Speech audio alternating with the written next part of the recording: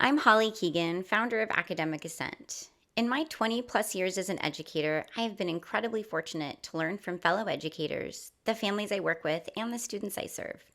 Now I want to give back, so I've created these audio sessions as a way to share the best of what I've learned along the way. My hope is that it feels like a conversation and leaves you with something you can take away from each session to help your child manage student life just a little bit easier. After all, we're on this journey together. So let's get started.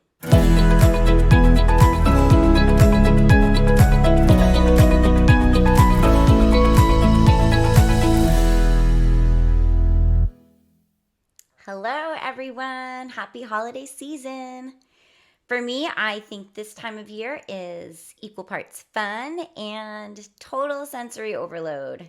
I'm joking only a little, but I often see year after year our middle and high school students experience some stress and overwhelm in December. And I think the biggest challenge is that there's just so much crunched into a few weeks. There's finishing novels and units, projects, they're writing essays, and many high school students, of course, have midterms in December. But even without those, it's a natural point for many classrooms to have assessments that are often heavily weighted. For our younger students, especially those with ADD, this time of year can be particularly overstimulating. It's like this season full of activities and family visits, shopping, parties, and then, of course, everybody, young or old, is looking forward to a well-deserved winter break. So I think it's the perceived pressures of school and then the distractions of the season that can create a perfect storm for many kids. So while balancing it may be hard, I also think that it creates an opportunity for kids to learn how to plan long term as opposed to just 1 week at a time. So really, instead of a zoom in, it's kind of a zoom out. And I think both younger students and older benefit from this approach. So I personally love the visual of a paper calendar because it can be posted in plain view for everybody.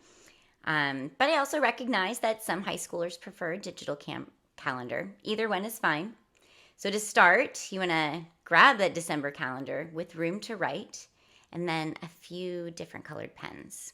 I think categorizing activities and due dates and such in different colors can really help with organization. So if you're a parent of a younger child, I would invite you to do this together.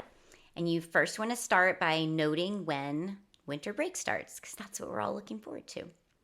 And then write in any holiday performances or school gatherings, activities, parties. Maybe they've got a project due. You want to put it all on the calendar. I've seen this process really help create structure and clarity for our younger kids, and it models how to plan ahead. If it looks like particularly busy for you that month, you could even schedule in some downtime. Now, for our older students, you could do this together, or you can have them create the calendar on their own and just share it with you. I think this can open up some communication about what's coming up, and it would also give you an opportunity to talk about how to hold them accountable. So again, start with vacation and then mark the day of each midterm if your child has them, and any other assignments that have a due date that might already be scheduled. You'll have them plug in any personal obligations and activities. And then, this is important, you want to plan out study days. What we want to avoid is studying for exams the night before. We have all been there and we all know how stressful that can be. So spaced learning is really key here. And what that means is multiple study sessions in shorter bursts, like 30 to 60 minutes, spread out over time. So that means for our students taking midterms, the studying should start at least 2 weeks in advance. 3 weeks is awesome if they have all the material and less stressful, of course. What this helps with is retention and mastery of material. So the more students are exposed to content, the more they remember. So once all this is plugged in, then our students have a realistic view of what to expect for the month and they can plan accordingly. I know it won't necessarily alleviate all the stress, but I am willing to bet that it will make a typically taxing time just a bit more manageable. This wide lens not only exercises that executive functioning muscle, but it creates a realistic view. Remember, a couple months ago, we talked about false positivity. So I think we can run into that during the month of December. It seems like there's a whole month to get things done. But really, that kind of thinking can get our kids into a pickle and lead to a strenuous couple of weeks leading up to winter break. And we'd like to avoid that. So maybe your school doesn't have this kind of intensity for tests, but what I notice each year is that many children struggle to balance all the fun things that are happening in December with their regular daily activities. So creating this calendar can give structure at a time when things might feel, a little chaotic. There's sugar everywhere, there's lights, colors, performances, parties. It's just very stimulating.